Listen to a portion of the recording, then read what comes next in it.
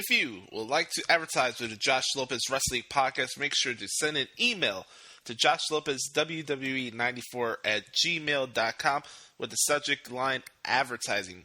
Once again, that's joshlopezwwe94@gmail.com with the subject advertising. Enjoy the show, everybody. We are at a point in history where we have to face the most disturbing truth that every all-time great has that one opponent that has his number. That every legend has that one asterisk.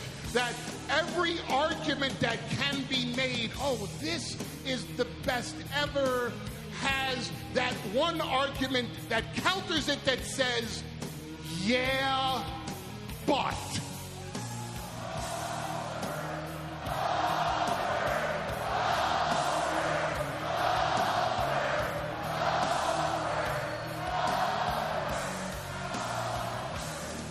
I walk down the streets and I say to people, Brock Lesnar. And all day long they said to me, yeah, but Goldberg speared your client and eliminated him from the Royal Rumble last night with ease. Ladies and gentlemen, it's come to the point where now every time I say Brock Lesnar, someone says, yeah, but Goldberg.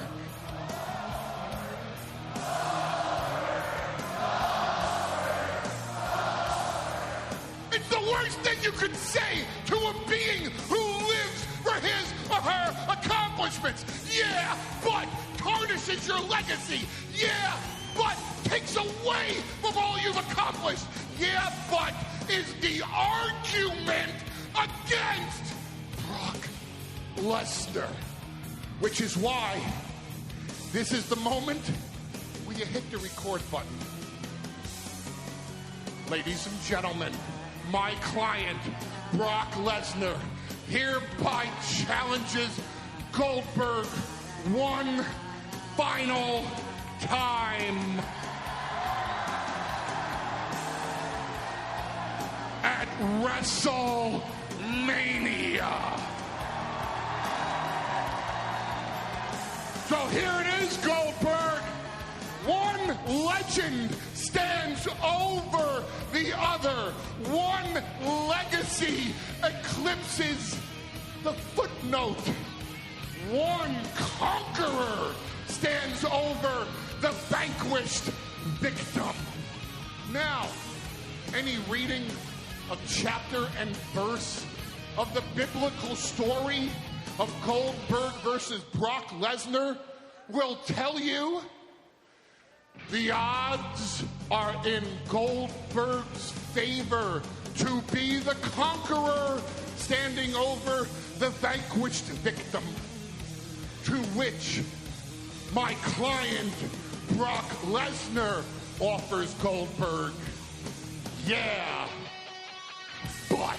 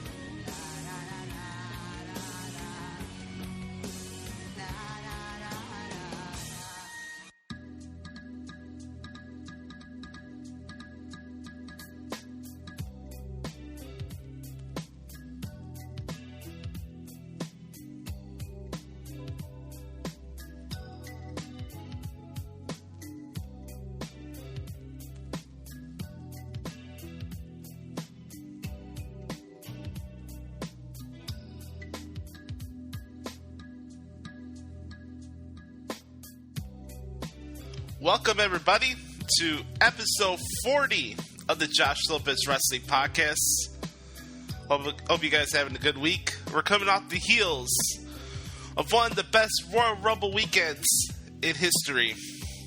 The road to WrestleMania 33 is beginning right now. It's your boy, the student of the game of professional wrestling, Josh Lopez. You can follow me on Twitter at NotoriousJoshi. Thank you all for supporting last week's edition of the Josh Lopez Wrestling Podcast. Episode 39 did over 35,000 hits last week.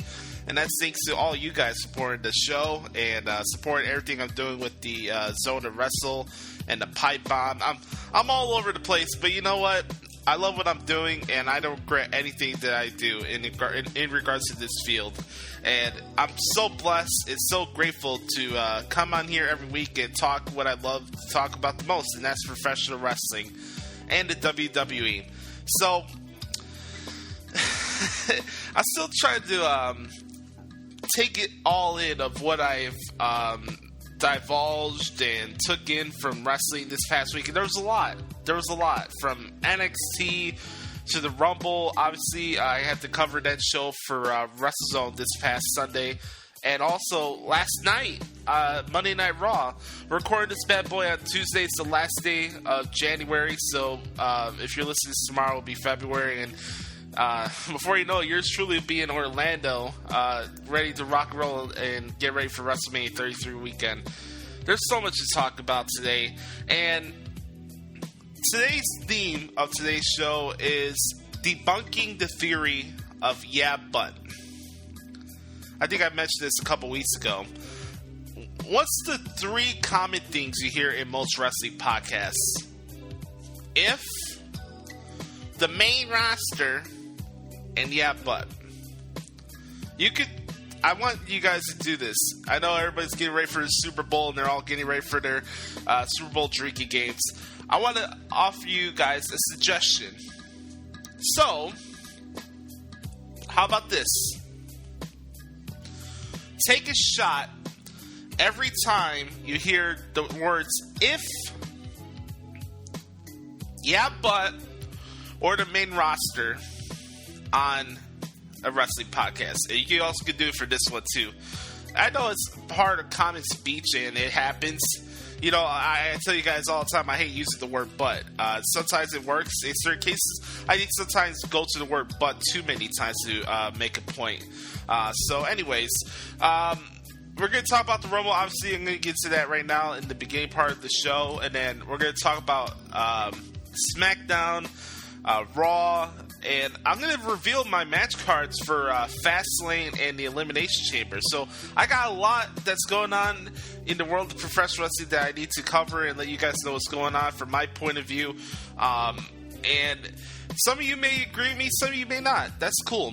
I'm just having a fun conversation with a good guy that I consider a friend and a mentor in this game, Frank Manzo, who does the Wrestle Reaction show. You can check it out, WrestleReaction.net or at Wrestle_React on Twitter. Those guys are good. Check them out. I was talking about this, and, you know, I've been able to network with a lot of cool people that actually do podcasting like myself for a living, people who are actually in the wrestling business, and I've also met a lot of people that are just very talented at what they do, and they bring a different point of view. And what I love the most about doing these shows is that, one, I get to show you guys my passion for what I do here, and the passion that I have for wrestling, obviously. And no matter how long a podcast I do is, or how many podcasts I do in a week, hell, this week, look, I'm going to do Rant and Ant tomorrow. I'm going to be on with Ant. Make sure to follow me on Twitter at Rant with Ant. I'm going to be, of course, in the Pipe Bomb this week, Thursday. And I got articles I got to do tonight. I got to do SmackDown. I got to do 205 Live. I got to do Tits and Ass, or Anthem Wrestling, whatever they're calling it now. And, you know, the week and the grind continues. It continues. There's a lot that goes into what I do weekly when it comes to this show, the Pipe Bomb, the articles I do. And, you know, it's also going to be a very busy week for me, too, because for those that know, I do a sports talk show, and it's Super Bowl week. So there's a lot to get into that. Super Bowl is on Sunday.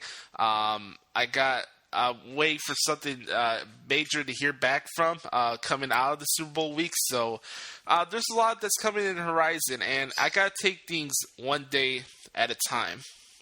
That's the only way you can manage these type of situations, especially when you're a broadcaster. You got to take it one day at a time. Things change on the fly, and you could try to set up all these major things and all try to get into one specific goal. And sometimes it doesn't work out. You need to have a plan B. Maybe you have to change the direction on a certain thing. Maybe, like, I could record a podcast today and somehow the internet goes out and then I'm not able to record. You know, you got to adjust with what you have. And I was talking about this with Frank. You know, you meet all these cool people that do podcasts, and there's a big network of people that are doing podcasts, especially wrestling podcasts. And, yeah, you don't always have to agree with people all the time. I say this all the time on the show. None of you guys always have to agree with me. Now, at the same time, for me, I don't always have to agree with what everybody else says. So, I'm not a sheep. I do take in different opinions, whether it's positive or negative. Somebody called me an eternal optimist earlier this week, and I don't mind that. I don't know what's wrong with being a positive person. Maybe that's a bad thing.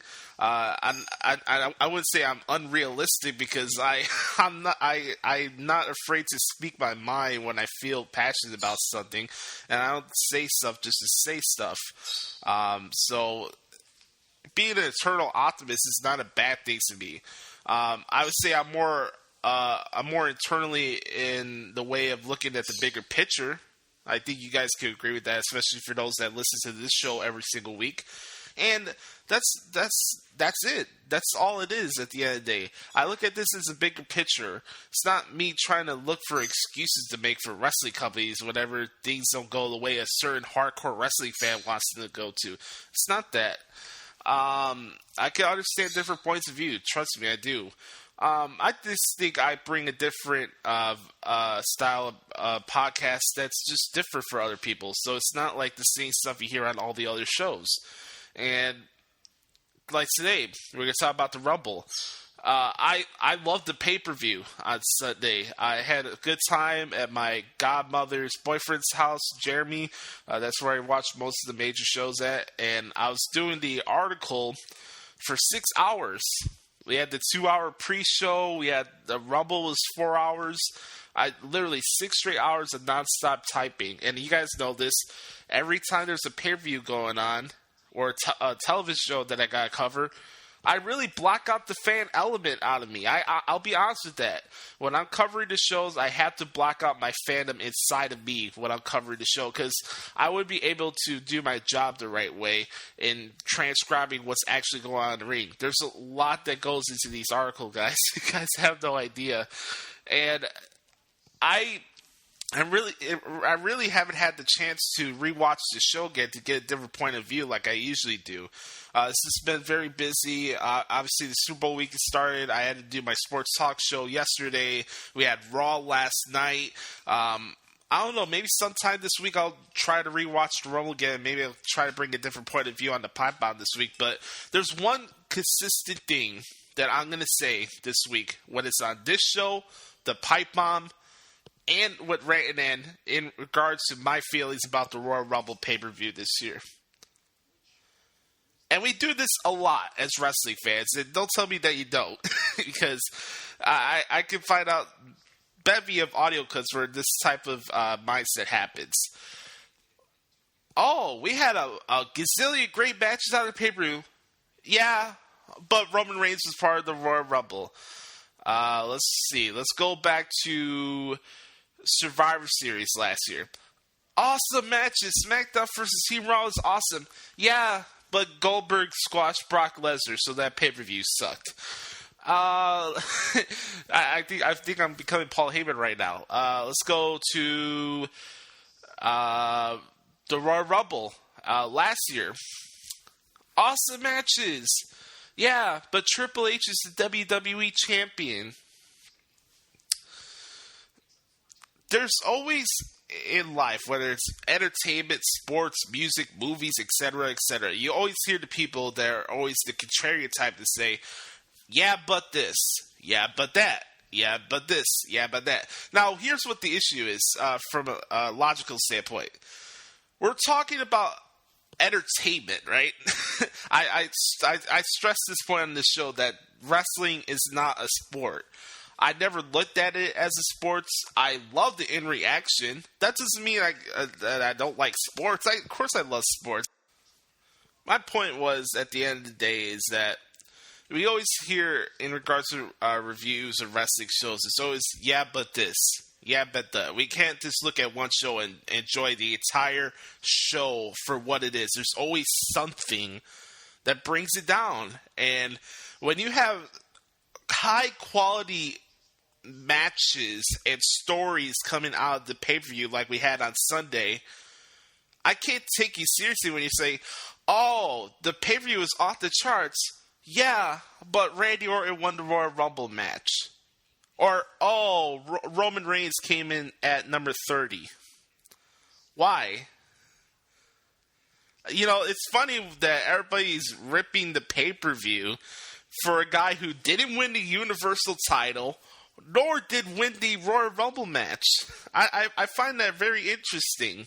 Also, going to Randy Orton, I haven't had a chance to talk about this a lot on the Pipe Bomb, is that I felt like this year's WrestleMania is going to be one of the years where neither the major titles were going to be the last particular match on the show. Now, I know that the past couple years, the Royal Rumble winners have actually been the last match show. You go from Roman for 2015, Batista, John Cena. The last person that's not been the actual main event of WrestleMania that's won a Rumble match was Sheamus in 2012.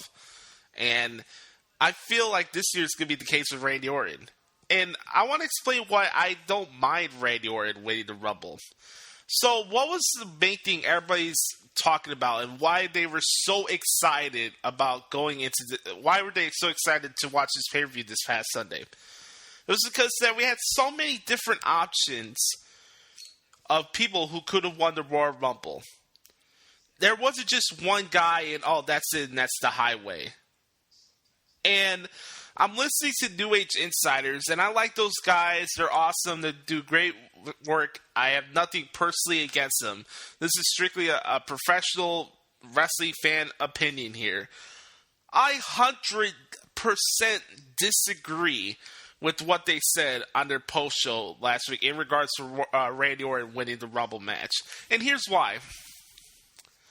There's many different ways to go about this. And it goes back to what we were saying before the pay-per-view started. That there was going to be so many people, so many different ways you could go with guys who won the Rumble match. For example, hey, Braun Strowman won. He probably would have fought Roman Reigns, right? Yeah, I know Reigns lost to Kevin Owens, but at the same time, Roman could have took the title from Kevin at the Fastlane pay-per-view, and then Roman and Reigns could have fought at Mania like that. Undertaker, he wins, could have fought Taker, he could have fought Reigns, he could have fought Cena, he could have fought Styles, he could have fought anybody. My point is, there are so many different options going into this Rumble match, and you guys heard me talk about this last week.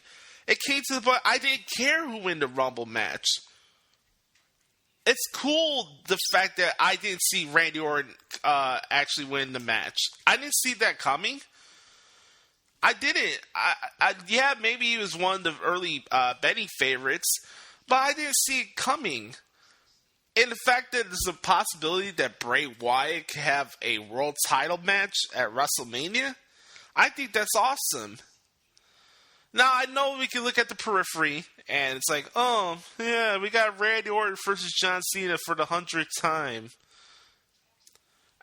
Actually, Randy Orton and John Cena never really... No, that is true. Randy Orton and John Cena never had a one-on-one WrestleMania match. Not once. In their long career in wrestling history together, during the Ruthless Aggression era, John Cena and Randy Orton never had a one-on-one match at WrestleMania. Now, before everybody goes after me, I'm not going to make the case of why Randy Orton versus John Cena will be phenomenal at WrestleMania. I'm not going to do that. What I'm going to say is this. How many times are we going to do this routine where we watch the show, we have these major expectations, it delivers, and then, because Roman Reigns got into the Rumble match at number 30, and because Samoa Joe and Finn Balor were surprise entrants, and this and that, and this and that. Yeah, going back to the butt theory, right? Why can't we enjoy just the whole show for what it was? So we go from Charlotte and Bayley having a phenomenal women's title match to start the show, with Charlotte having the nasty-ass natural selection on the ring apron. We had Neville and Rich Swann put on one of the best performances from the Cruiserweight division since they came back. You had Kevin Owens and Roman Reigns, since everybody wants to not give the guy credit where credit's due. Kevin Owens and Roman Reigns killed each other in that no DQ match. It wasn't too hokey or gimmicky with Jericho in the shark cage.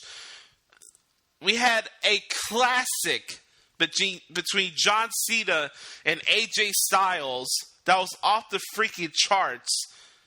And the Rumble match, from my point of view, was really well structured. From the stuff that Braun Strowman did earlier in the match to the fact that Baron Corbin came out like a beast and eliminated Braun Strowman on himself. And the fact that, hey, WWE doesn't listen to their fans, right? They don't listen because, hey, we didn't get the winner we wanted for the Rumble match this year. Ty Dillinger was at 10. But that wasn't enough, right? That wasn't enough. Now, it would have been nice to see some other surprises. Did we need Kalisto or Apollo Crews in the Rumble match? It's whatever. It's not my hill to die on. You guys heard me talk about that in the past. In wrestling, you really need to make up your mind if that's something that you're willing to die on a hill. Apollo Crews and Kalisto taking Rumble spots is not something for me to lose sleep over. I thought the stuff with James Ellsworth and Dean Ambrose was really funny. That bump Ellsworth took after Strowman eliminated was really nasty. Hope he's all right.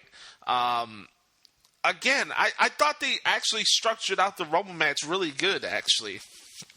Seeing Brock go in there and do what he did was fine. Goldberg comes out and then eliminates Brock again with ease. I was marking out. I'm covering this show, and in the inside, I'm marking out. I'm having a blast covering this pay-per-view. It's 4 hours long. This is the long pay-per-view special, and I'm having a blast. And then, like gullible sheep, and insecure sheep at that, we see number 30 come out, and it's Roman Reigns. And everybody's like, oh, the pay-per-views suck. Oh, Roman Reigns ruined the match.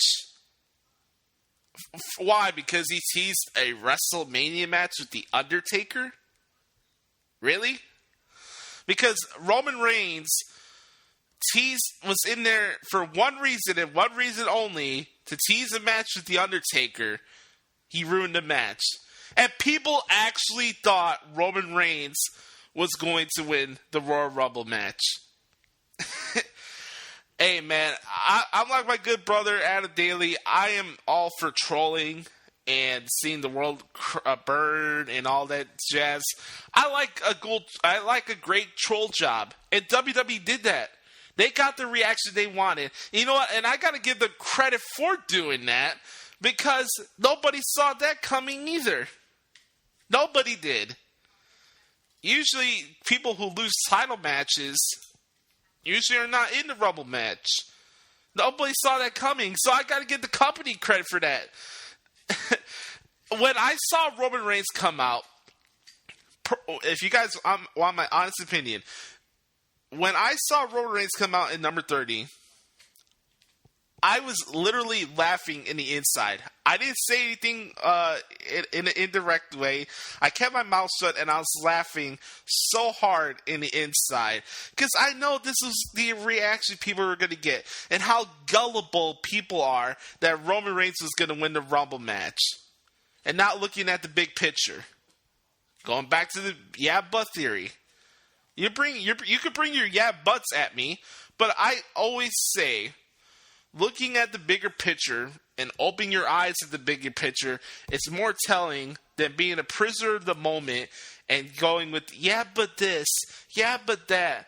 Oh, I need to second guess this. I need to second guess that. Oh, WWE dropped the ball because Randy Orton won the Royal Rumble match and not Bray Wyatt. When it's not going to make a difference when both of them are going to be fighting each other at WrestleMania for the title. This Rumble match sucked because we didn't have enough surprises. Okay, if surprises are your hill to die on, then okay, alright, I'll give you that. I didn't think Finn Balor or Samoa Joe needed to be in the Rumble match. I said it on the Pipe Bomb last week. I hate this notion that, oh, you could automatically come back from injury and win a Rumble match. And honestly, I know everybody wanted Joe to be in the Rumble, but I think it would be a little bit too similar to AJ. I think Joe is on a different level than AJ. I'm not going to say Samoa Joe is better than AJ, but Joe is one of those guys that just needs to go in there and kick ass. He doesn't need to be in a Rumble match and be dumped out like a jabroni like everybody else in the Rumble match. Samoa Joe did not need to be in that Rumble match. And I'll talk about that, especially coming up with my thoughts on Raw this week. Samoa Joe and Finn Balor didn't need to be in this Rumble. They didn't. Now, going back to Randy Orton to finish my thoughts on this. Randy Orton is the Royal Rumble winner. You can hate it. You can love it. I happen to think it's something out of the box. And I, as a wrestling fan, appreciate that as something out of the box. Yeah, Bray Wyatt would have been cool to see Bray Wyatt win it. I would take that. Yeah, that would have been cool.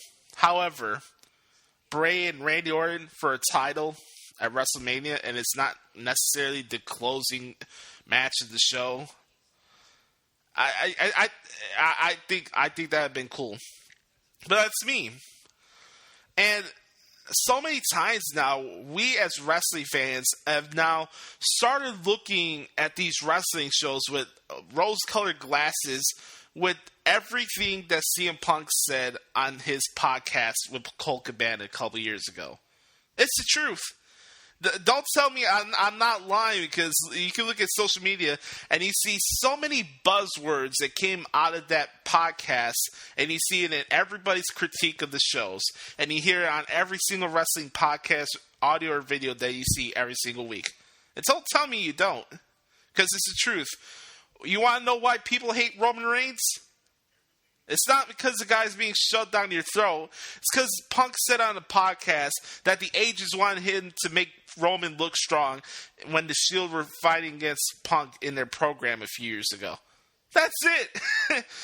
Don't give me the shove him down the throat theory, because for a guy that's shoved down the throat of so many people, the guy sure as hell takes a lot of losses in pay-per-view matches.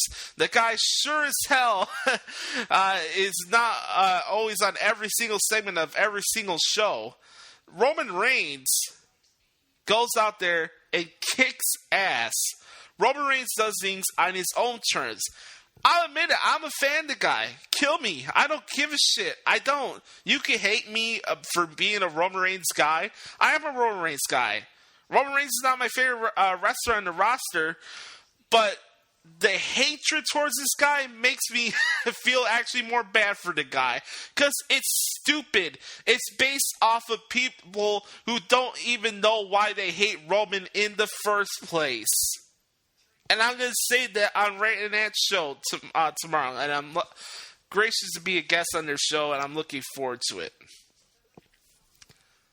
Don't tell me that you just genuinely hate Roman Reigns because you feel like he's being shoved down your throat. Do you feel that, or are you just saying that because Punk said on a podcast, oh, the ages want Roman to look strong? Don't give me that crap. The guy took a clean pin to Seth Rollins at Money in the Bank and lost the title. Roman Reigns took a clean pin to freaking Dean Ambrose at Battleground. Roman Reigns has lost on multiple occasions to Kevin Owens.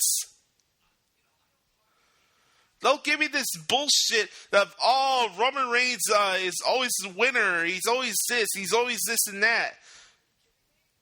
The guy busts his ass. Oh, the guy can't wrestle? Are you fucking kidding me? Are you fucking kidding me? So, from John Cena and AJ Styles, I'll be talking about that more in depth once I get into my SmackDown thoughts. But overall, I enjoyed the Rumble pay-per-view. I did. It was a freaking blast.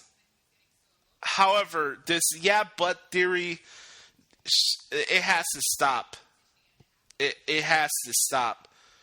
Why can't we just critique the show on the overall show as it was? Not just 3 minutes out of an hour-long match that was a lot of fun and entertaining. I hate that.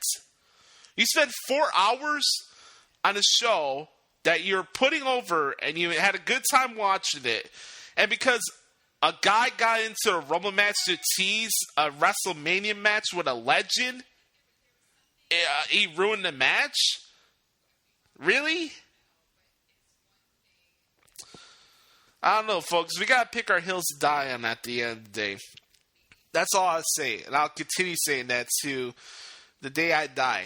I look at this business with a bigger picture point of view. You can say I'm an eternal optimist and all this other stuff you want to call me. I keep it real from my point of view. I'm not putting the act on. This is not a gimmick. I'm very consistent with my points of view. Going into the Rumble pay-per-view, I didn't know what was going to happen, and that was a good thing. We don't have to know everything that's going on. Going into WrestleMania this year, the whole card is not even publicly finalized yet.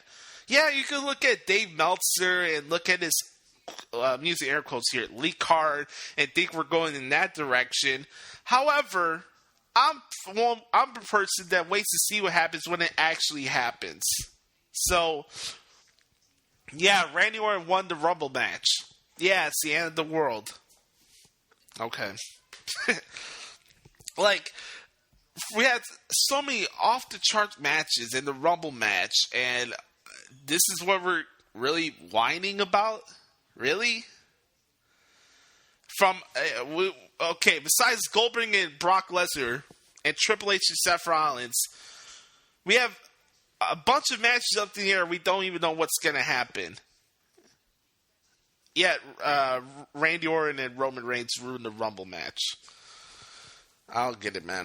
I don't get it. The pay-per-view is off the charts, and we're gonna take away 3 minutes from it and make it as the overall emphasis of what that pay-per-view was. It's spin in the face of the talent that busted their ass in this show. It really is, and that's what bothers me. So, I enjoyed the Rumble pay-per-view. I'm going to keep consistent with my point on this when I go on Ant's show and on the Pipe Bomb this week. You guys could throw your but theories at me all you want. It's easy for me to debunk that type of crap. It is. It really is. So, that's my thoughts on the Rumble. Now we're going to go take a clip break here and let you guys hear the celebration of John Cena becoming 16-time champion, and we're going to start talking about the road to Elimination Chamber because it's a week from this Sunday, so we got to get to Chamber time. Here we go. John Cena just won a classic again. We're on the road to WrestleMania, boys. What a start. Wow, that was good.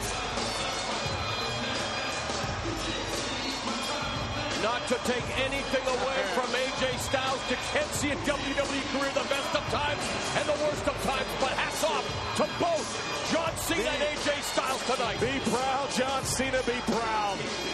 I have been in this business for 25 years. I've been on this earth for 50, and I've been a sports entertainment fan my whole life. That was one of the greatest things I have ever seen. I have to agree, and I know John Cena is proud. He's just established himself in this elite level. One of the greatest champions there ever was. And he's celebrating with a man who's granted over 500 Make-A-Wish wishes and celebrating with a young member of the WWE Universe.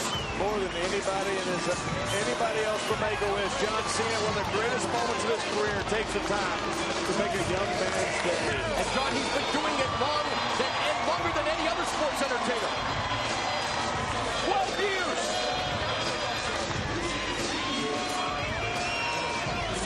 That's a class act. And you couldn't have a better representation of the WWE or sports, entertainment, anything than John Cena. Well done, champ. Very poignant words from JBL right there. We're on the beginning of the road to WrestleMania. Listen to that word right there. Beginning of the road to WrestleMania. I really wonder if people really thought that we were going to know every single plan that was going to be set up for WrestleMania 33 on Sunday. Was that really an expectation? Was that really something you guys thought that was going to happen? So we're going to sit for 6 or 9 weeks with a card that's already filled out. We're just going to sit through weeks and weeks of programming and 2 pay-per-views with a card already announced. I wouldn't be surprised if some of you guys would want the whole match card revealed on WWE.com. Oh, here we go. Here's the WrestleMania matches. Boom, boom, boom, boom, boom. Boom, boom, boom, boom, boom. We talk about... every time there's a major pay-per-view, it really shows how hypocritical we can be as a fan base. Like I mentioned in the beginning of the show, what was everybody's excitement going into the Rumble pay-per-view? Is that we didn't know what was going to happen. And when we see something we didn't see happening, oh, it's a bad thing. And we talk about, we want to go and have actual good storytelling and let things happen organically and you don't expect it. But now we want the whole WrestleMania match card revealed. It's good to not know what's going on. It's good. It is good. We need to learn the importance of patience and the importance of letting things play out. Yeah, you can have your butt theories and this and that, and you want to be the booker and all this other crap. However, we're on the beginning of the road to WrestleMania. There is speed bumps. There's things that go in different directions. It keeps you on your toes. It keeps you on your toes as a fan. It keeps you on your toes as an analyst. And it keeps you on your toes even as performers in the ring. I don't need to know everything that's going on with WrestleMania right now. I don't. I don't. Until that time comes, it comes. We're on the journey to the road to WrestleMania. John Cena just became a 16-time champion. I don't know who he's fighting at WrestleMania. There could still be a way where Undertaker still fights John Cena for the title at WrestleMania. You want to know how I can say that? Undertaker could get in the chamber match. Who knows? Undertaker could attack John Cena after the chamber match is over. You don't know. Hey, John Cena could still fight AJ Styles for the title at WrestleMania. We do not know what's going to happen. And that's what we want in the first place, right? We don't need to know everything that's going on. We don't. John Cena and AJ Styles had a classic this past Sunday. That's what it is. That's what it was. A classic. I don't know how long the match was. I'll look at it later on this week. But it was so amazing to see these guys take their game to such a big level And the match was off the freaking charts, man. I thought AJ Styles became even a bigger star in defeat this past Sunday. I know a lot of people are pissed because John Cena tied Ric Flair's record. It was bound to happen anyway. So, we're going into the Elimination Chamber. I'm actually happy the Elimination Chamber is back. It's always been one of my favorite pay-per-views, and Elimination Chamber has always been one of my favorite gimmick matches of all time. And it's a SmackDown Live one, so it should be interesting. I think it would be a pretty cool idea to have a women's Elimination Chamber match. And you could pull it off. You could. You can have all 6 women from that 6-man tag team match on the kickoff show this past week in the Elimination Chamber. You can have the Bae, Mickie James. You can have Nikki. You can have Alexa. You can have Natty. You can have Naomi. And you also can have Becky. A lot of Eckies and Iddies and all the... There's a lot of I's in there. I's and E's that I just said in there. So, I think it's possible to have the first women's Elimination Chamber match. I do think that's possible. I think tonight on SmackDown, they are really going to set into what is going to happen at the Elimination Chamber pay-per-view, because they're probably going to have to, because the Chamber pay-per-view is literally a week from this Sunday. So we'll get to that sometime down the road when the matches are... No, you know what? Let's do that now. I changed my mind. Let's do it now. All right? So, I don't expect to be a lot of major matches on the card due to the fact that the Chamber is in there.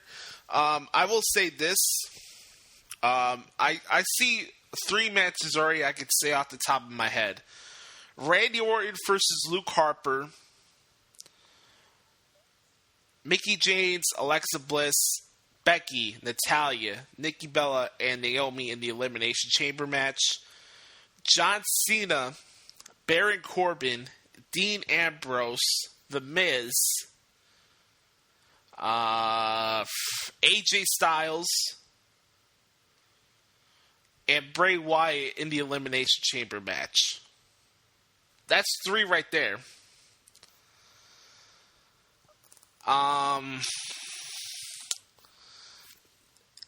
That's interesting. Now we got most of the major players in there. How about this? American Alpha versus the Usos for SmackDown Tag Team Championships. It's not a bad idea, right? You got 4 matches right there. There you go. Cool beans. If you have a grudge match somewhere in between where you... Hey, how about this? Dolph Ziggler versus Apollo Crews. You could do that. If you want to do that as a grudge match, 5, Ziggler Crews. I'm fine with that. There's many different options you can go with the Chamber match. But here's my official Elimination Chamber pay-per-view match card. How about this, ladies and gentlemen? You know, it's kind of cool. Elimination Chamber brings back a lot of memories. I got to see Elimination Chamber once. It was in Milwaukee in 2012. So here we go. Here's the official match card for Elimination Chamber, heard right here on the JWL podcast, the Josh Lopez Wrestling Podcast. Randy Orton versus Luke Harper. Dolph Ziggler versus Apollo Crews. American Alpha versus the Usos. Mickie James, Alexa Bliss, Natalya, Nikki Bella, Naomi. All in the Elimination Chamber for the Women's Championship. John Cena, Dean Ambrose, Baron Corbin, The Miz, AJ Styles, and Bray Wyatt in the Elimination Chamber match for the WWE title. There you go. How about that? I'll do the same for Fastlane. But first, we got to hear from the returning Triple H first. I do have to ask you, though, tonight, Seth Rollins came out and hijacked NXT, took over Takeover. Do you have any comment, or would you like to say anything to Seth Rollins? I don't have anything to say to Seth Rollins, but Here's a guy for a long time I said was the man.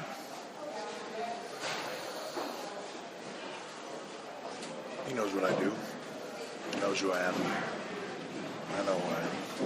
I know what I do here tonight. There's a big difference between the guy here tonight wearing a suit, the guy standing here. Seth Rollins find out there's a big difference between the creator here tonight and the destroyer. Was to come here and challenge the creator, great. The destroyer's not far behind. Sometimes in life you got to be careful what you wish for. I told you were the man one time. We'll see who's the man. Pulled the bait switch on you guys right there. I wanted to talk a little bit about NXT TakeOver San Antonio, since I did watch the show live on Saturday night. That may be the worst takeover I've seen out of all of them. Now, before people come at me and sending their hate tweets and all that good stuff, I want to make myself perfectly clear. Of course, NXT TakeOver puts on good matches. I think sometimes the stories are kind of repetitive, and I think Triple H and the people in NXT need to change up the format of these NXT TakeOver shows. I thought the kickoff panel was horrible. I really didn't care for... I think the promotion style of NXT needs to change up a little bit. I do. I think it's becoming a little stagnant. It's coming really, really repetitive now, with the same style of theme songs and who's fighting who and this and that. I feel NXT is becoming really, really repetitive, and it's taking my enjoyment out of these NXT shows because there's a lot of people on there that are very talented. I thought Eric Young and Ty Dillinger was okay. I've always been an EY guy.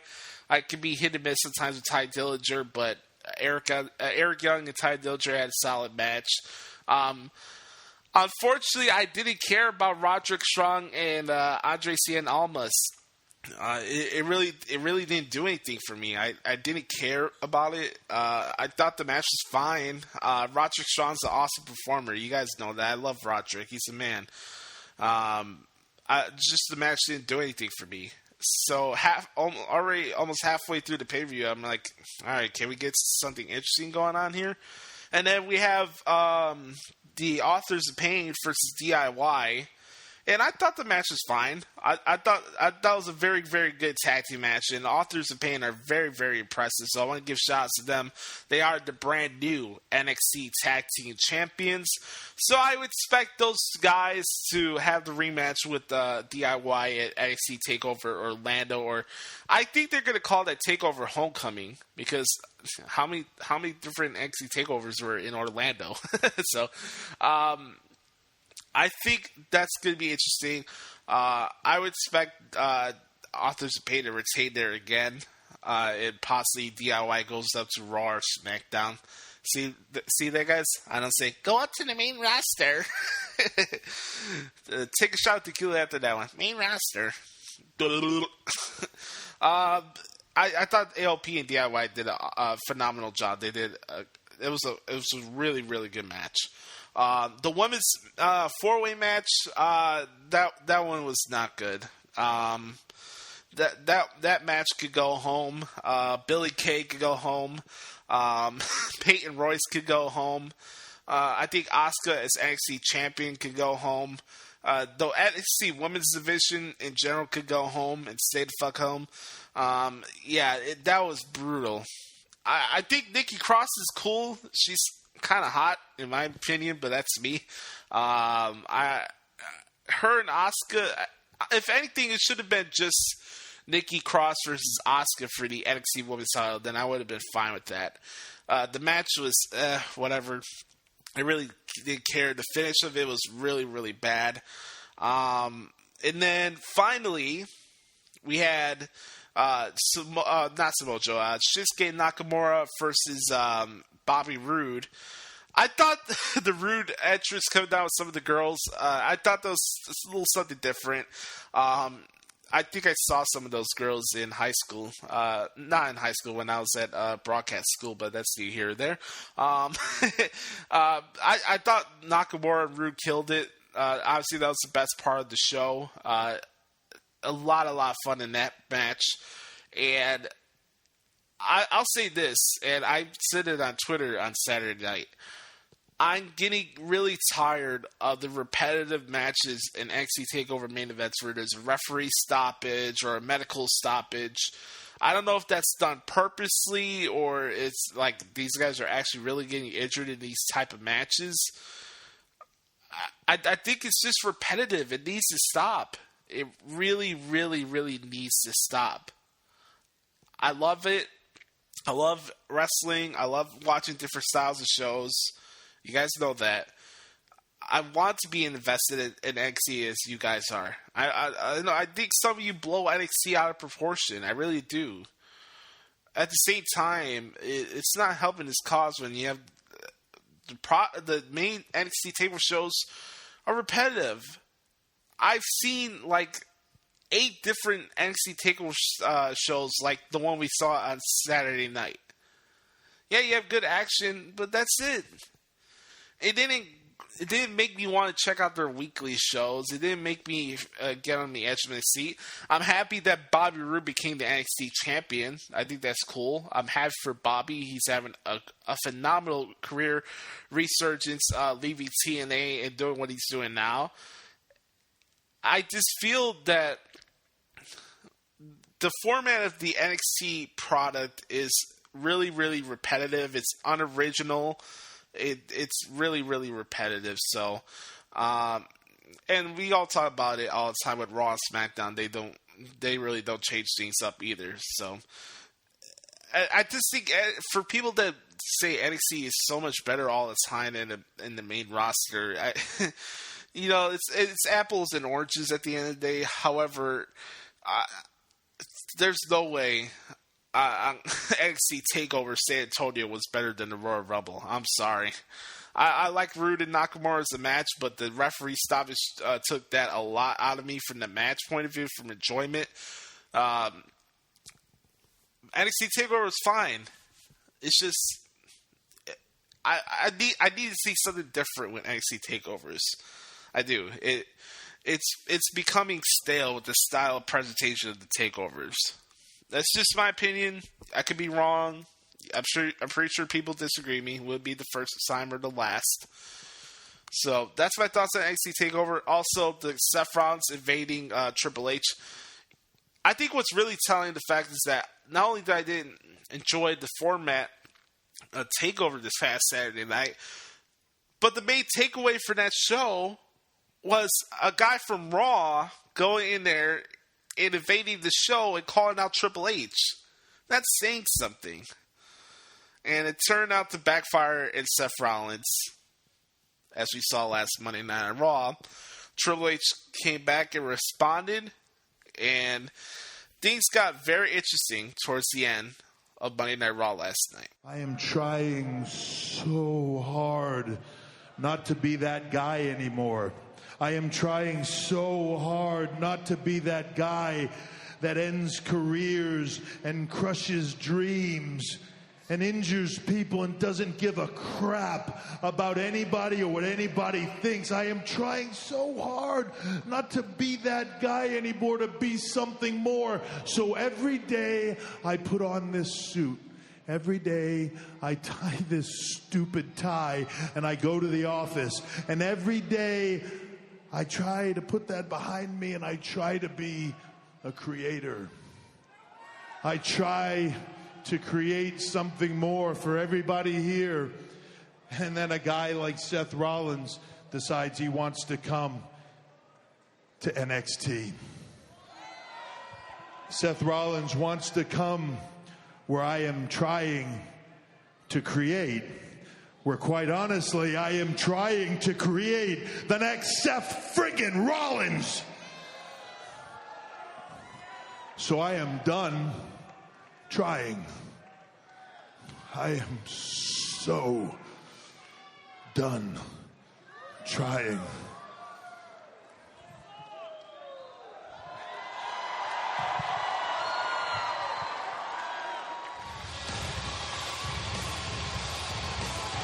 Seth is there.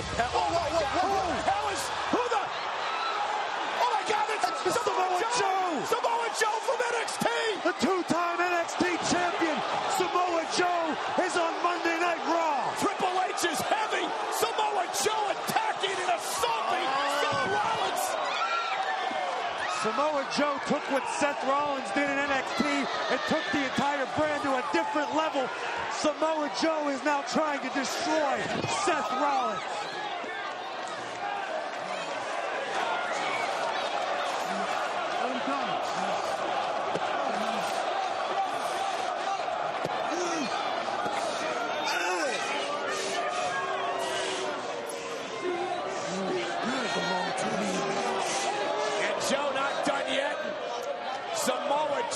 Triple H just walks away.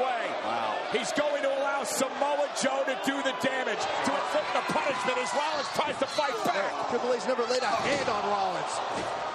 Samoa Joe's laying plenty of hands on Rollins at his feet and a senton. Samoa Joe, one of the baddest human beings on the planet. Period. Samoa Joe doing Triple H's bidding. The man who really embodies what NXT is all about. Samoa Joe taking it to Rollins. Seth Rollins, meet your destroyer. His name is Samoa Joe. And you're right, Corey. Triple H, the creator. Samoa Joe, the destroyer. And now the Coquina clutch. Samoa Joe. Taking down Rollins. Samoa Joe just squeezing every last breath out of Seth Rollins' body, stopping the flow of blood to Rollins' head. And somebody's got to get out here and separate this. Joe's going to hurt Rollins. He's going to hurt him bad. Who's going to stop Samoa Joe? Send out security. Do something. Joe is quelling the storm that is Seth Rollins. Cole, you know better than this. Triple H is pulling the strings. Nobody is going to stop Samoa Joe. I got to agree with you, Corey. This is a helpless situation.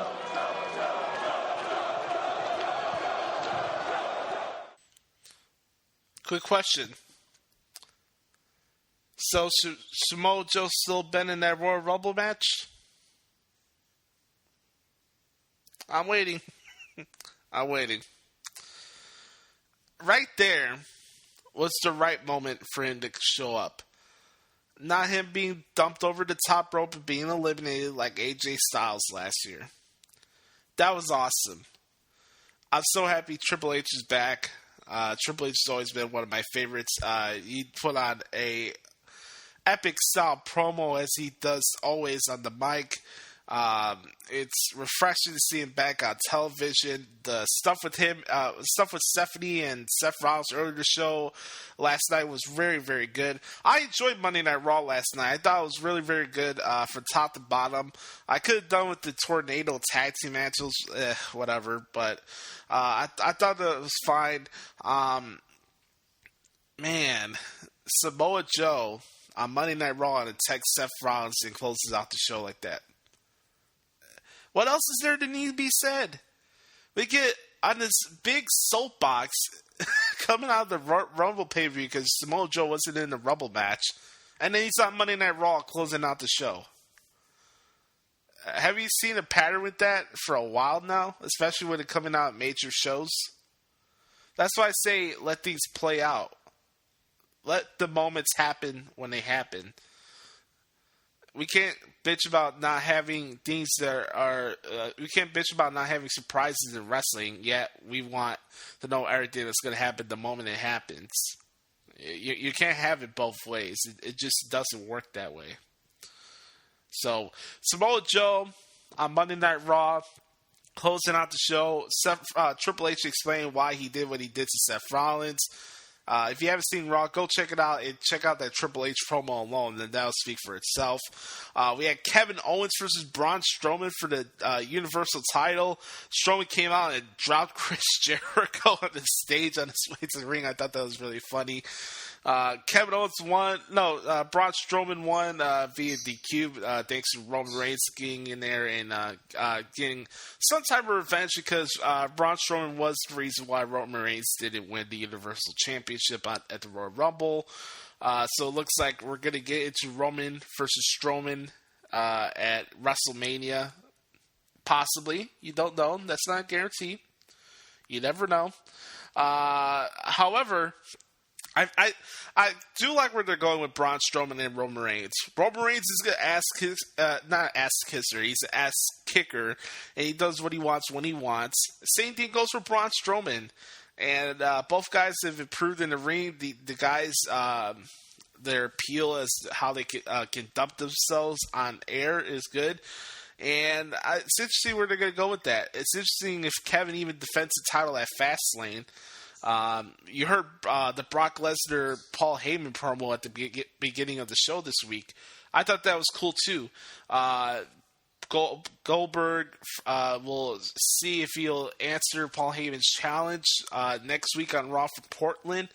Paul Heyman and Brock challenged Goldberg to one final match at WrestleMania. I thought Heyman killed it again with this promo.